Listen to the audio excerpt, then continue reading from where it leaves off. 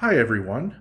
Today I thought we would cover the conflict cards in the four decks included in the core game and kind of compare them and see the differences between them. Now, I will say this right up front. You can't determine the strength or impact of a conflict card just by looking at how many symbols it has. So if you were just to look at this card and say, oh, it's got three, and that's the most I've seen on a conflict card in the core game set, so therefore this must be the worst one, you would be incorrect. Each of these presents threats in a different way, and I've played either the main card that you can play against it, or the main card that's just kind of comes up early on in that particular deck. And we'll look at how those play alongside those conflict cards. But I've kind of ordered the four decks here from the worst conflict, what I believe is the worst conflict card, all the way to the easiest conflict card.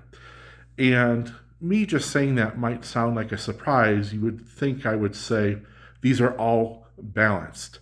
Well, these might be stronger than others, but there's other ways that the deck tries to calibrate balance.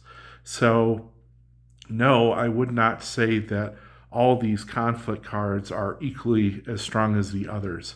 So let's take a look here at um, the first column where I'm covering the Space Race deck. I think Malfunction is one of the hardest ones to deal with. It's cheap, it's giving you two ruin symbols, and there's no way to get rid of it. In addition to that, it can target every single card except one, NASA Control. It can target every single card in your deck. So the only way to deal with this is to flourish the cards that give you points. However, despite this being, I think, the strongest conflict card among the core decks in the base set, I think that the Space Race deck has one of the best early cards in the game, and that's Prototype. This is going to give you, no matter what deck you're playing up against, this is going to give you such an easy and early head start.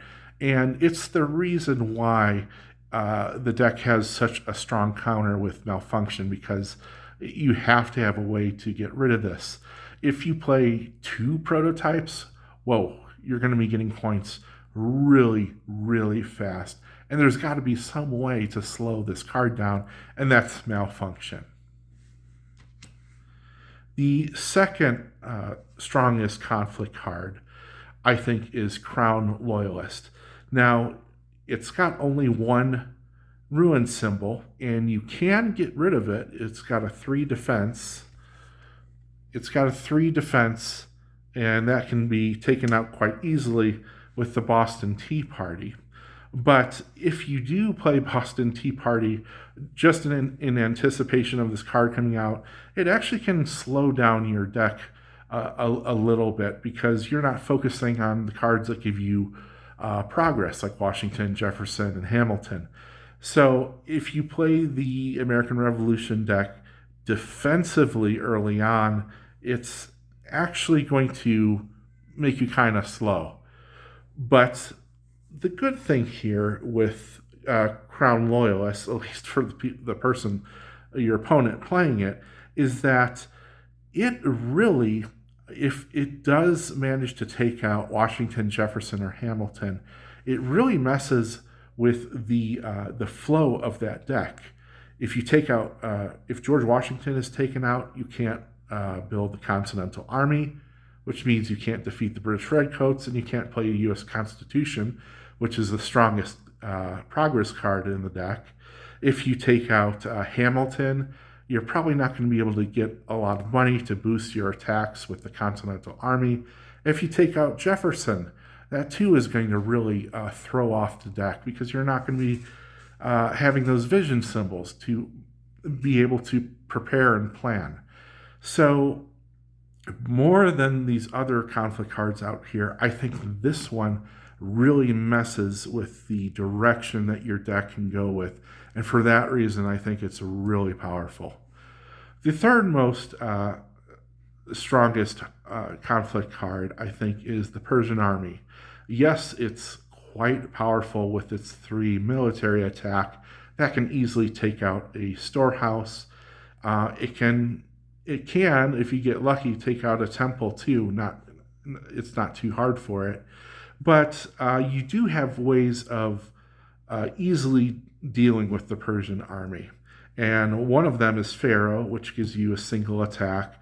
And then you've got 3 charioteers that you can rely on to, together with your Pharaoh, to easily take out the 3 defense here on the Persian army. So, certainly, if it's sitting out there by itself and you're not attacking it, yeah, it can do a lot of damage, but the Egypt deck gives you ways to deal with this card. And the fourth and final one that I think is the easiest to deal with is actually Squalor. Now, I know Squalor is cheap and it's indestructible, so you think, because there's no way to get rid of it, that it must be really bad. But there's a lot of ways to deal with it. One reason being is that, okay, even though the hamlets are very weak with a two defense, it's very easy to flourish them and strengthen them very quickly. So, especially alongside scholars, if you keep a hamlet behind a scholar, then when you play a hamlet, you can play it flourished right from the get-go, and the scholar's not going to be able to take it out, assuming just one scholar is out. Other cards like Marketplace let you directly block Squalor. So, and I think Castle as well has a ruin block on it as well. So keep this in mind when you're playing the decks, to remember that some have conflict cards that are worse than others and that you need to be ready for.